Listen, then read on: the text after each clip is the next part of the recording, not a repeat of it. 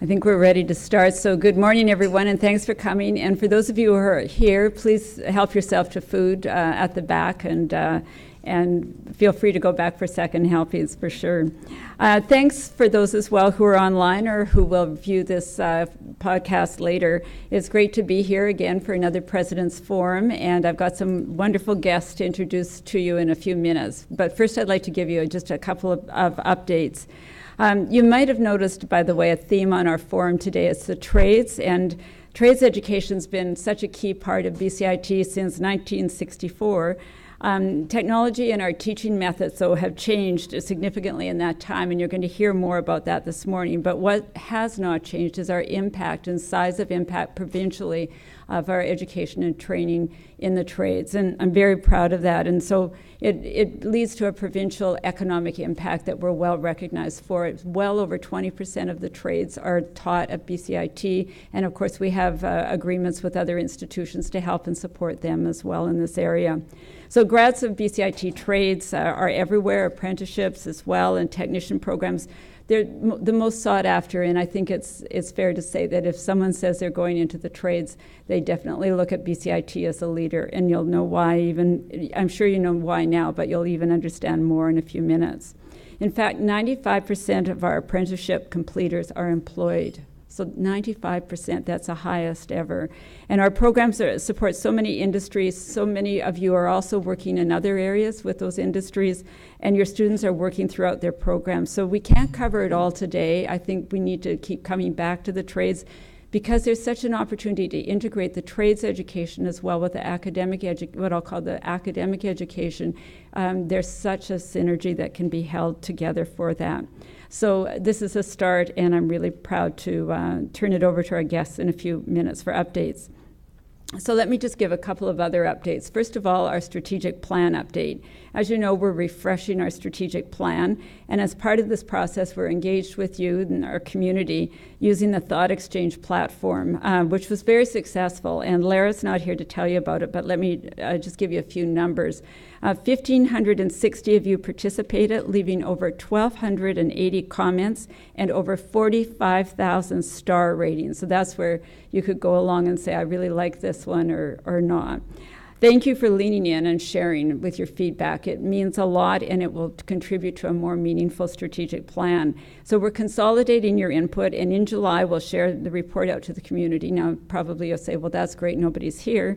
But we'll wait until the fall as well to do that, and we'll have consultation.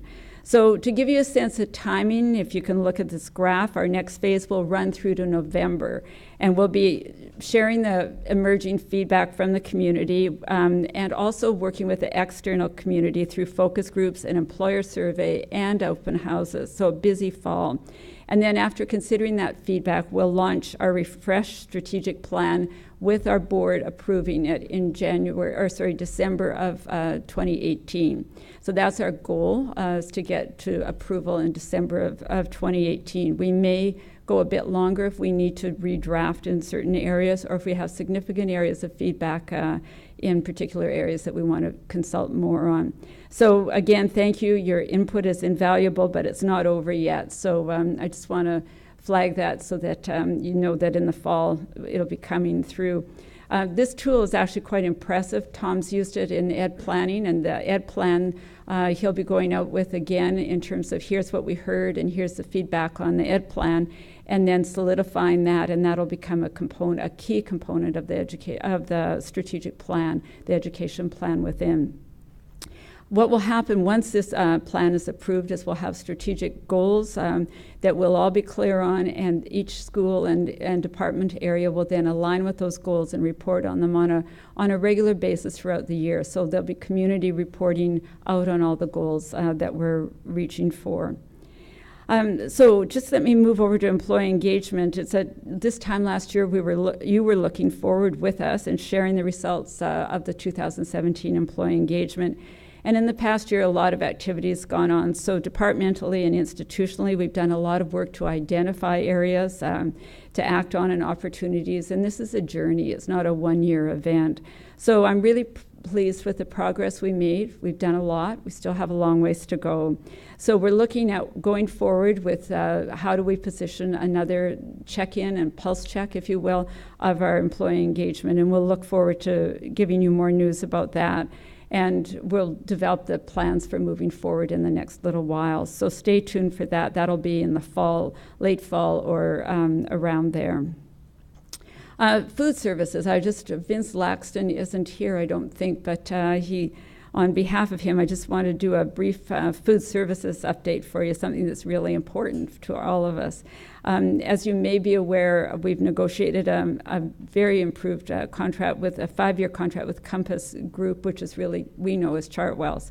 And we're going to see significant changes and upgrades in the food services across our campuses, including expanded on-campus catering options and new food service offerings in various buildings. I'm not going to go into all the details. If you ask Vince, he'll be there 20 minutes, so you have to choose your timing when you want to hear it. But there's a complete list of changes on the loop, and they're very significant.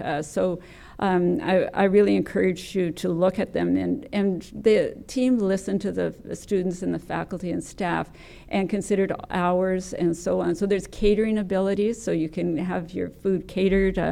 You can pre-order. You can, and I just have to put another plug in for Applied Research, Burnaby Life.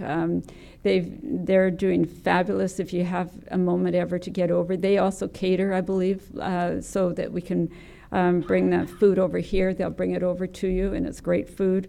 So if you're unable to make it to any of Vince's info sessions, please just get him into your area and talk to you. He's really passionate about this topic, so I'm sure he'd be pleased to do that. And congratulations to the team for doing that and really listening to the students as well as the faculty and staff. There's also BCIT is continuing the partnership with Not Myself Today by that program that we started in, well, I guess it was this year we started it, but we're going to continue that. And Not Myself Today, if you're not familiar with it, is a workplace mental health initiative supported by the Canadian Mental Health Association. And it basically aims to build mentally healthy workplaces by building awareness and reducing stigma and fostering a safe and supportive work culture. And so 1 in 5 Canadians, as you know, will struggle with mental illness. And we see this particularly with our student body, but also with our workforce. None of us are immune to it. So we all have a role to play in building that mentally healthy workplace. And I know I'm quite supportive of this initiative. So there's a Not Myself Today website that offers activities and tools and resources to help you learn how to support yourself or when mental health challenges occur or you're dealing with someone as a student or a colleague. We've got other resources, as you know, but it's meant to be helpful. So if you get time, please visit that site on the Loop to learn how you can log in and access resources at BCIT.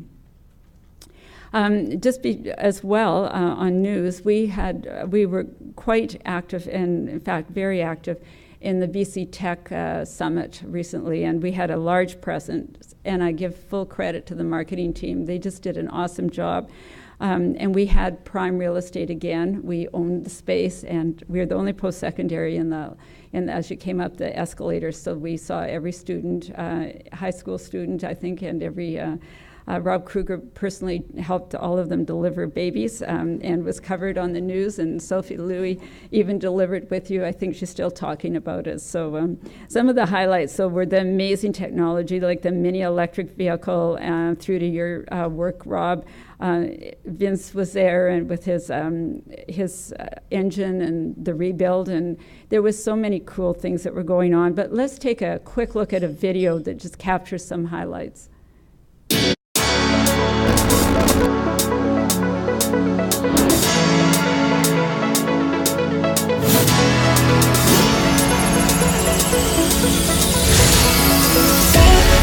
BCIT is here at the BC Tech Summit.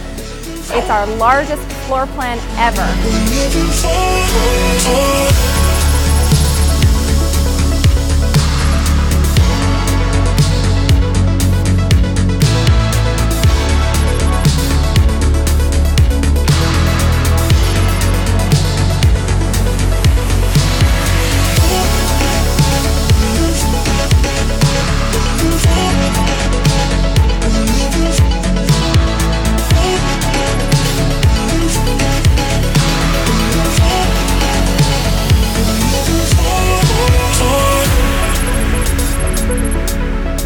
Our goal and our mandate is to help support the BC tech industry. You know, we don't know what 5 or 10 years is going to look like, except that it will be automated, it will be using machines, and so what we're actually doing is working with all of our different programs to make sure that our graduates are trained on the latest technology so that they can come out and get a job right away.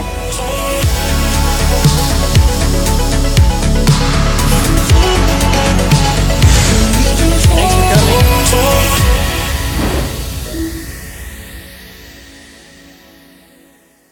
The people who participated, and we had space not just upstairs in the top, but we also had space where the students and the people met in for lectures. So we were right there and had an opportunity with those with that audience as well. So no matter where they went, they saw BCIT, and we were very predominant. And my colleagues are wondering how we got that space. So, and I leave it to the marketing team to get it again next year, so, okay. Upcoming events, it feels like summer is almost here, but we're still in that very busy spot of June. This Friday, June 8th, is the 2018 BCIT New Innovations Applied Research Symposium. And all of you are, of course, are invited to register to learn about applied research, recent successes, and the exciting opportunities that are on the horizon. And I do encourage, if you can, to get to that. There's lots going on, and I know this weekend I'll be profiling some of it with Nancy Paris as we talk at the Canadian India Network meeting. Next Wednesday, on June 13th, we'll be holding the annual Disaster Day. And you'll see some pretty realistic emergency scenarios around campus, so don't panic. None of it's real. Remember, it's the day. And it's all part of a training exercise that we'll learn from to be able to handle whatever comes our way in terms of actual disasters. And I'm sure with the team that's there, we'll have actual scenarios that'll be happening. I see that look on Glenn's face that he's got something up his sleeve. The following day, June 14th, is the second annual Learning and Teaching Summit, then with over 30 different workshops to choose from. Anyone can register for this before the summit starts. But if you want lunch, the cutoff's tomorrow. So how's that for, so if you want food, the cutoff's tomorrow. And finally, our June convocation is June 20th to 22nd, and it's a great time of year. It kind of, for many of us, it just says, here's what it's all about, and it replants it before we close the academic year. So my plea is, if you have an hour or two, and you could, we'd really appreciate more volunteers to be there. It's always an exciting time for the students, and they don't always listen to the first 3 times to say the directions. So if you could, it's just fun to do so. You don't have to be there for all the ceremonies, but just reach out and send an email to convocation@bcit.ca, and we'll make sure that the team gets back to you.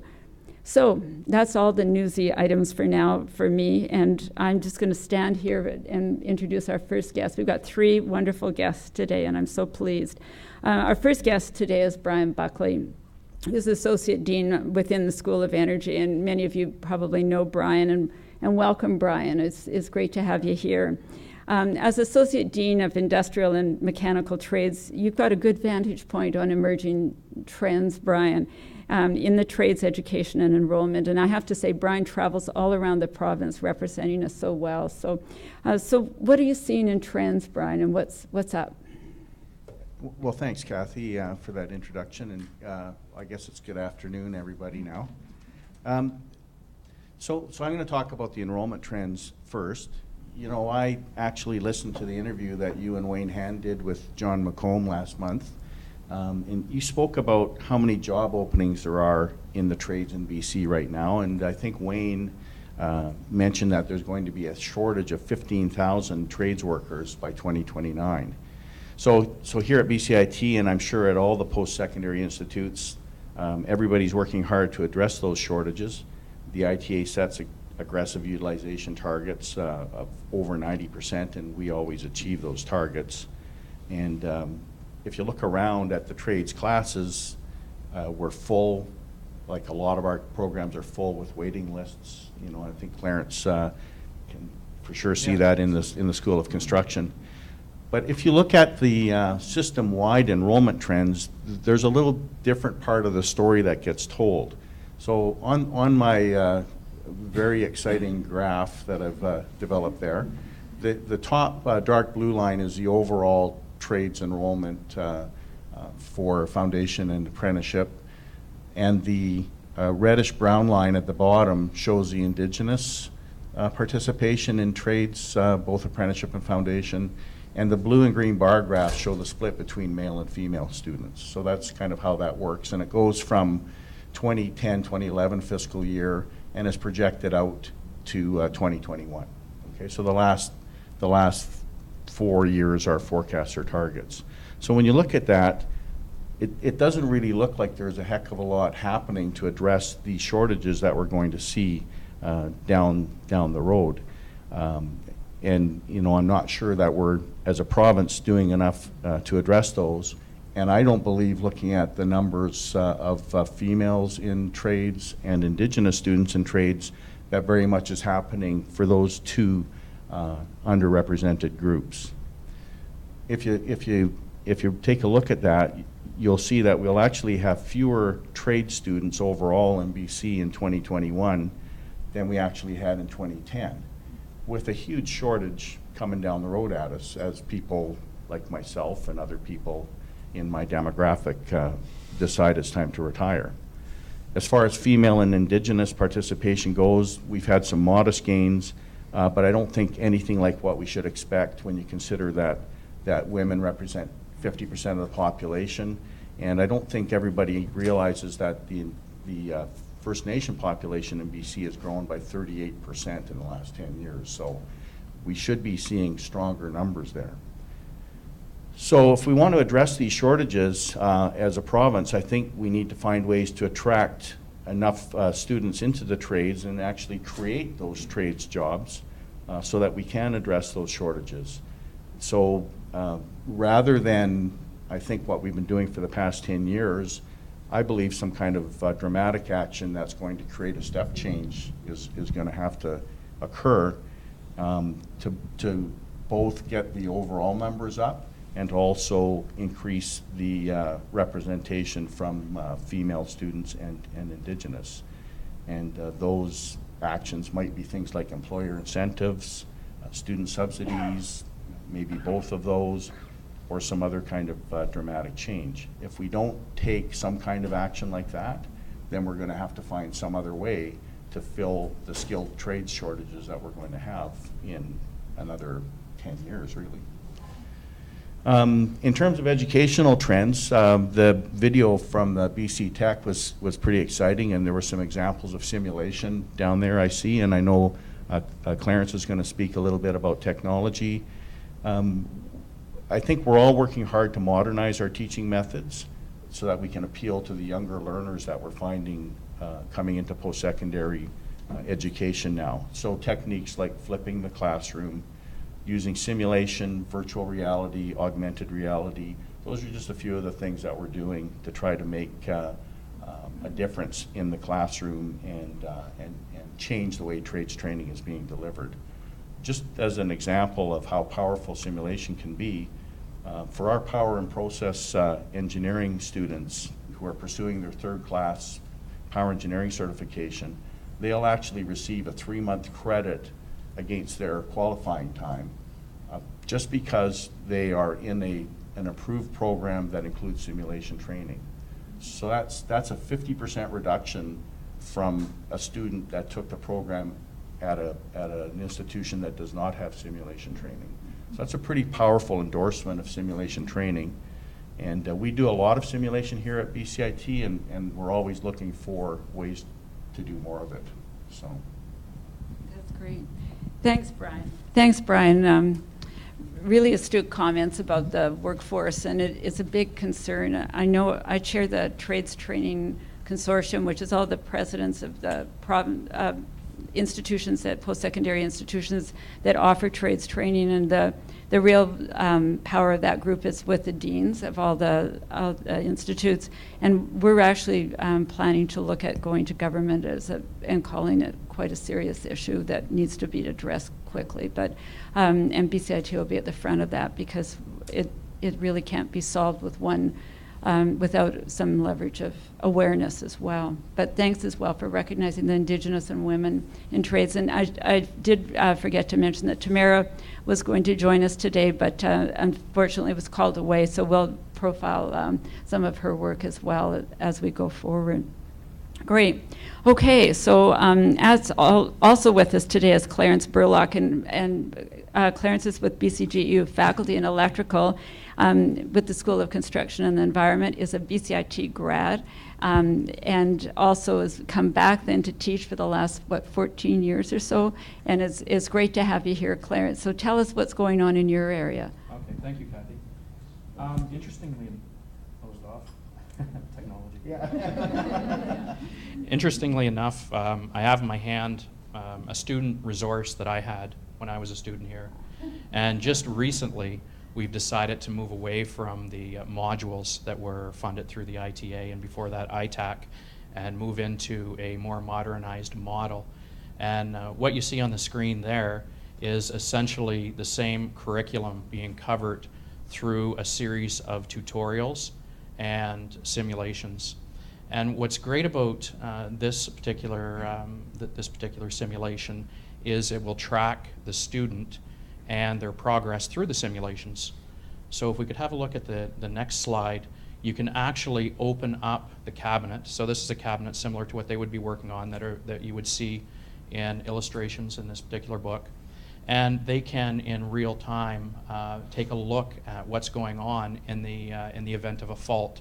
So they can place their meter, which they would have on their tool list in particular areas, and troubleshoot through what the problem might be. Now the great thing about this is when the student logs in with their student number and name, and we set that up for them so that we can track them. We can look at how often that they've gone in and looked at the tutorials. We can look at how they've progressed through each simulation, and if they've had any issues with respect to safety. One of the challenges that we face as instructors when there's one of us and there's 16 or even more of the students is being there all the time and watching what they're doing and making sure they're doing it in a safe manner. And this simulation allows us to set this up before they actually physically go into the lab and look at these particular things that can be quite dangerous if they don't know what they're doing. So we can identify problems that students may have before they actually walk into the lab and say, you know, I had a look and you forgot to shut the power off before you check this, or you forgot to lock it out, or you forgot to tag it, or some sort of safety measure that is easy. It's more easy now to actually measure how they're doing with this with respect to giving maybe a little quiz. What should you do before you energize a system, and you could list those things. We can actually physically see if they've followed those steps. If you look at the next one, so that this next one here they can look at a wiring diagram, they look at a schematic, they look at the actual physical cabinet, they troubleshoot it through, and when they find the problem with the circuit, they actually go in and replace it.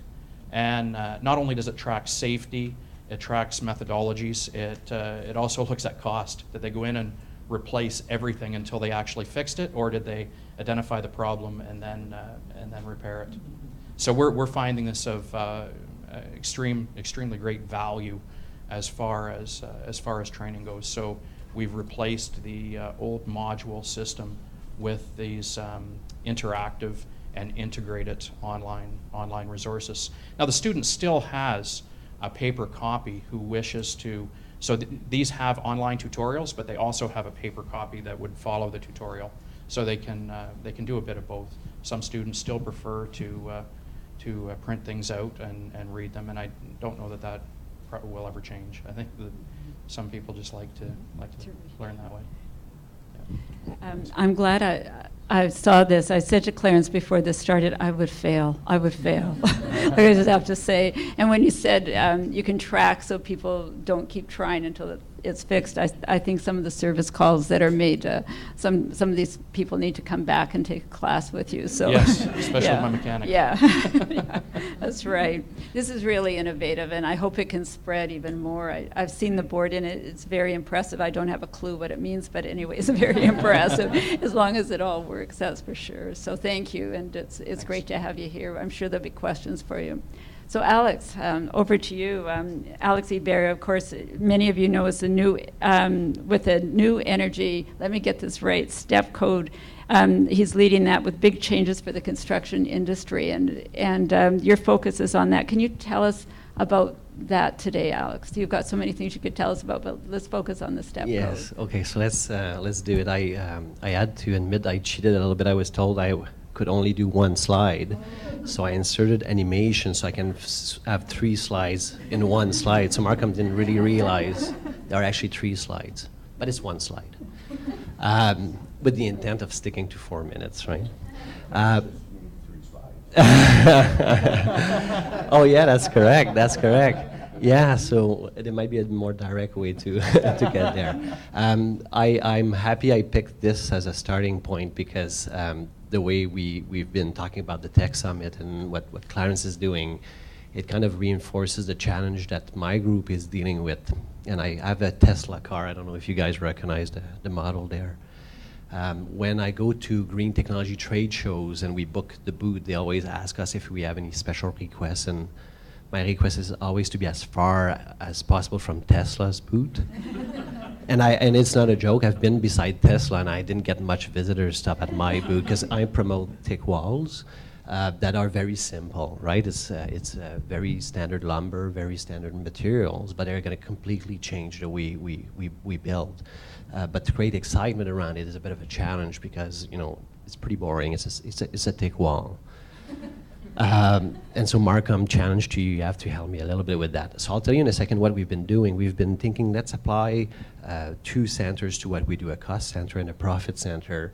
The profit center will be where we actually deliver courses and generate some revenues. The cost centers will be using the new technology. So, you know, whether it's social medias or other kind of high-tech virtual pieces. So we can kind of merge, you know, the static 2x4 world with the virtual reality world and get some excitement and attract some students.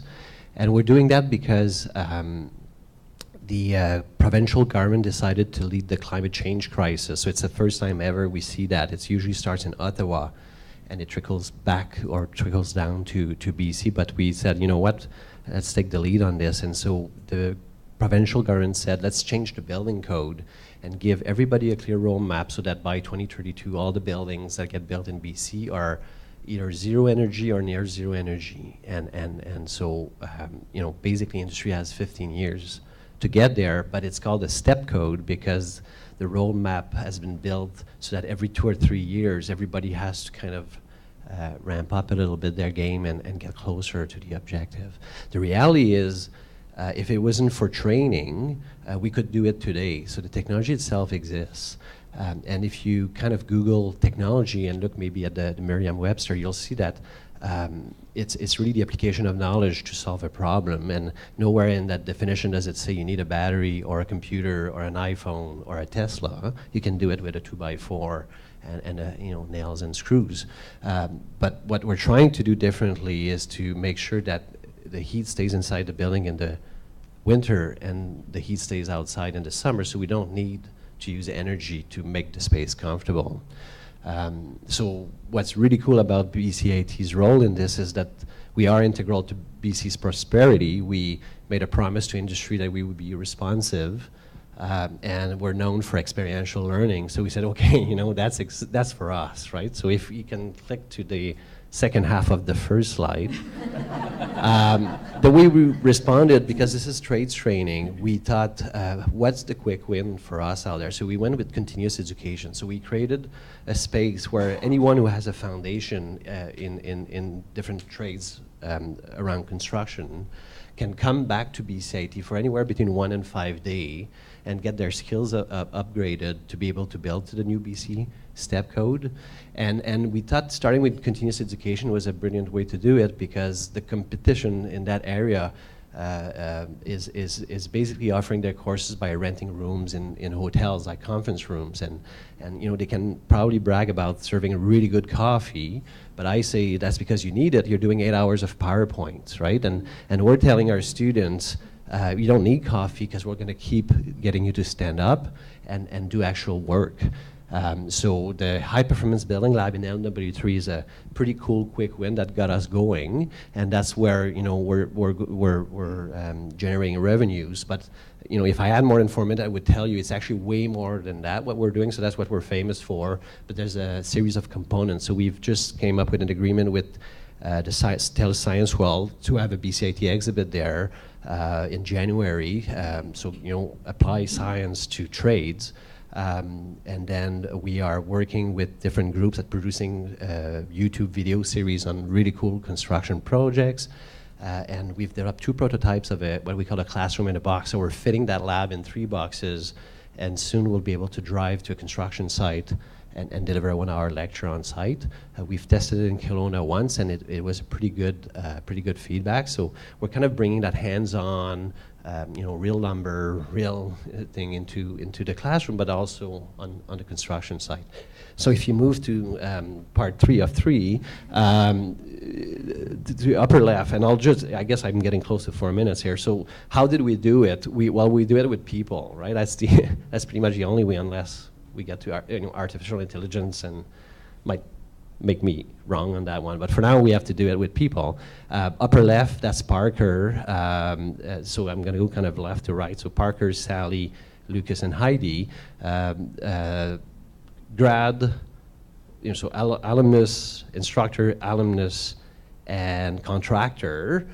They came back to BCIT and said, we'll help you do this. So you can't tell Parker and Lucas don't look like scientists on this one because they don't have a white jacket or a white coat, but they are scientists, they're tradespeople, they're carpenters, but they are making very important decisions on the site that has to do with how moisture moves, how heat gets transferred, and how you can actually control energy. So these guys are super sophisticated, and we're trying to kind of get that piece integrated in what we do, because they hold a hammer instead of a stethoscope, but they are actually extremely educated people. If you go to the bottom, that's the other half of our secret. These are all donors that gave us money to do this. So we went to industry and we said, we need money to get started. It's seed money. We'll be able to be self-sustained soon. And we made a deal with them. We said, if you give us money, we get you permission to come and work for free for us for a few days. So Robin and Bertine on the right are from BC Hydro. They gave us $100,000 and a full free day of free labor. City of Vancouver, you have Van City there. And these guys are policymakers. They spend their day in the office. And since then, they've been calling me saying they want to do retreats in our lab with the other employees. They want to do all sorts of things, because they go and talk to the building community, and the building community is like, oh my God, were you a carpenter before? Or, because it only takes a day or two when you have that high quality hands-on experiential learning to get the concepts in and remember them. So Bertine, who was a policymaker that never seen a WRB or a vapor barrier or an air barrier, now is like talking the language. She understands the concept, and it took a day really. So I'd love to tell you more, but the Energy Step Code is brilliant. I'm glad BC is leading the way. For sure, Ottawa will follow, and then every province will follow. But for now, we are the leader, and it's pretty cool. It is. Thanks, Alex. I think BCIT is definitely the leader in this, and the team that stepped up. Thanks so much for outlining that. You'll hear more about Step Code over the next while as it becomes more known in the province as well. And we're in the right spot. Industry needs us, and we need to work with industry as well. So it's a great opportunity for us. I know as well the COFI, the forestry industry as well, has been very supportive in initiatives that we're doing also. So that's great. Well, I'm just going to open it up for questions that you might have, and anyone from the audience or online as well. Any questions? Or Jocelyn's got one. Hi, this question is for Clarence. Clarence, who built those online we're not calling them modules, but online training spaces, and what are they delivered through? Are they delivered through D2L, and who built them, and how long did it take? The one that you that I had shown right there was a company called Simutech, And interestingly enough, we had met with the CEO of Simutech about 7 or 8 years ago, and we said there's a real need for something to replace this. And so he flew from Ontario out to BC here, met with myself and another instructor, and took the curriculum that we have through the ITA, and took that and built those specific simulations. So that's one aspect of it, is Simutech. Simutech's a company that has these online simulations. And the other resource that we use is through Nelson Publishing. Nelson Publishing, not only are they, or do they have a textbook, but they have these very similar online simulations that are sold in conjunction with their textbook. So when you go to the bookstore and you buy their textbook, it comes with a product called MindTap. And within MindTap, there's a great deal of student resources. There's quizzes, there's online tracking, as I mentioned earlier, and the simulations. Now, not only is this a great resource for the students, it's a great resource for the instructors as well, because this curriculum is also supported with instructor resources. So they have PowerPoint presentations, they have exam banks, they have quizzes and whatnot. So we found it an excellent resource. So both, to answer your question in a very long-winded way, both Nelson and a company called Simutech are who we're working with right now. And we deliver it through D2L, or? Absolutely, yeah. We've also just recently had an agreement with a company called Armatrol, and what they have are online tutorials, very similar to both of these, but they addressed certain very specific parts of the curriculum that these two don't support, and those are delivered through what's called, I believe, SCORMS on D2L. So yes, to answer your question, it's all on D2L based. So you go on there, you click your link, and away you go. So it's very user-friendly. So if anyone wanted to find out more, Clarence, they could come and see you. Oh, and, absolutely. Yeah, and because it sounds like this could be transferable to other applications as well. Maybe these companies might be interested in doing that. So if we could connect, so please call Clarence and connect in terms of opportunities maybe to Oh yeah, absolutely. expand. And even further to that, Kathy, Nelson has offered to build curriculum that very specific to what we want. And we've had them do that in a couple areas from January until now. I almost sound like a salesperson for Nelson, don't I? No, it's great. It's great. Because those are the ways, we learn about new areas that are opportunities as well. So, yeah, no, it's great to do that. Any other, yes, or Brian, can you comment on what you think the impact of LNG will be on trades enrollment?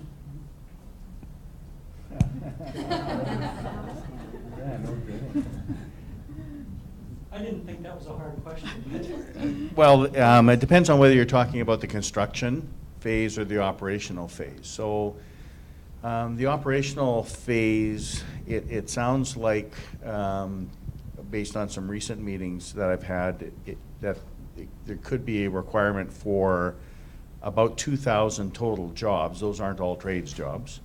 But I would say of those 2,000, there's probably going to be between 100 and 200 operational trades positions. In terms of construction, it's like off the chart. It's 5,000, 6,000, 10,000 people in total for all the construction. When you consider the pipeline, the facility, the shipping, everything, it's crazy. It's a $40 billion project if the one in Kitimat goes ahead. So in terms of construction, the Pete Dieball forecast is that if there's one LNG plant that's going to be built in BC, we have enough trades in Canada to build that if we shuffle people around province to province. If somebody decides to build a second one, there aren't enough people in BC, or there aren't enough people in Canada right now. So for the construction phase. But I'm not sure which phase you were interested in for us, but anyway. just on that for a second, I see a couple more hands going up. It'll be interesting to look at that shortage as well, because it is kind of a a spike, and then it's the operations afterwards as well, where it really evens off. So to get people across Canada would be a challenge, and so even more so of a need for us to address our BC issue of trades training. Yeah, absolutely. And you know, the other thing is there's not one but two projects in the Kitimat area. So, you know, we could be looking at a strategy where one, you know, first of all, maybe none get built, but we could have one built and then a second one built when the first one is finished, and you could be looking at a 10 or 12-year horizon, which for a lot of people might make it worthwhile to relocate out here too for the construction. I just have a quick question.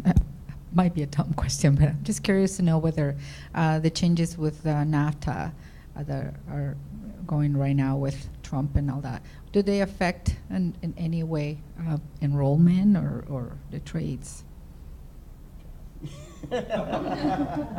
Lawrence.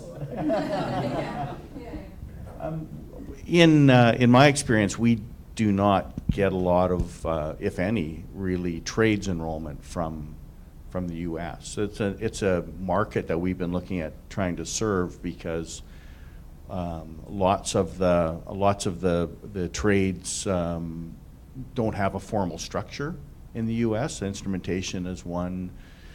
I think electrical probably does, but I think very many of the trades in the U.S. don't have there's no organization like the Red Seal organization like we have in Canada, so we have a structure and a well-respected, well-reputed process. But in my portfolio, we've had a difficult time attracting students from the U.S.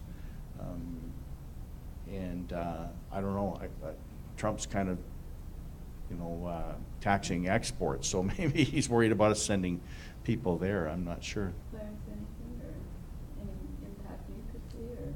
I don't think so. I think it's more of an impact on goods than Yeah. labor at this point. Yeah. But we do have an agreement through the IBEW, and I won't speak to it because I'm not sure of the specifics. So I know that there is some portability between union electricians south of the border coming up here. I don't know the specific agreements, but I'm not sure if NAFTA would be part of that or not. I think NAFTA would be more of the goods, trading of goods. Good, thanks. Okay, so I think one last question, anybody? If not, I think I'm getting the signal that we're needing to wrap. Sorry, did I miss someone back there? Okay, who am I missing? Oh, I'm sorry, Rob. You mentioned wait lists from personal. Microphone, great. You mentioned wait lists for trades. What's that look like? From personal experience, my family has waited up to 18 months in some cases to get level 3 or level 4. Yeah, I mean, it's. I have 3 trades in my portfolio. Two of them have wait lists right now for those particular areas. It's a matter of our 50-year-old infrastructure, the capacity that we have. We only have the capacity to put so many, programs on it. I know that sounds like an excuse if you have a family member that's waiting to get into school, but I mean that's the way it is, and I think that's another part of the puzzle that Kathy and the other presidents will hopefully be able to get some traction on with the government, because it's not just that we need to have industry open up jobs to get more people into the trades, because there's going to be a huge exodus out of the trades pretty soon. It's also we don't have enough real viable facilities to do this training. We're at capacity. There's a few new things coming online, but we're the biggest in BC, and there's nothing as big as us that's coming online that I can see. Do you know am I wrong about that? No, you're right. And there's some, in the northern, for St. John, for example, there's a smaller facility and stuff, but they're not as large, and they're basically replacing old aged facilities. So it's an area that we really need to. It's an area we really need to look at. Clarence. One of the challenge one of the challenges we face as well, along with facilities, is attracting instructors into our programs. I guess it's and also with retirements and whatnot. It's when you have an economy that seems to be this robust and they can make much more money doing other things. It's hard to get them in the door. But once they're here, they stay. Yeah, case in point. Yeah. It's great. So Rob, the other point I was going to make is that I think it was 15,000 was the number Wayne Hand cited by 2029. There will be 15,000 shortage of trades. We have 45,000 students enrolled right now, so 15,000 is a third. So there's a shortage of a third. That's how much the capacity has to increase if we want to address that shortage. Is very significant. Let me do just an infomercial. I'm getting signs that we're over, but this is an infomercial for our capital development plan, because we are planning, and I know it won't happen overnight, but we are planning a new trades and technology center, and it's expanded. Right now, I don't know if many of you realize we're running up to 3 shifts and in our trades areas, and they're going right through full steam. So it's not sustainable, but it's also, we absolutely need to have a new trades and technology center. So we're, along with CIRCA and other initiatives that we're looking at, we're really on the roll for that. So that's our next area of focus. As the health building is being dug, we're on to the next building. So hopefully that'll help, but we need to have the people to fill it, to your point. So let's give these fellows a big round of applause. Thank you to each of you very much. I hope this is helpful, and for those of you who are watching online, I hope you get a chance to go and see these things and meet these folks in person, because we've got so many great ideas and actions going on in each of these areas that please take time to learn more about it. And thanks for tuning in, and thanks for all of you who have attended today. Really appreciate it.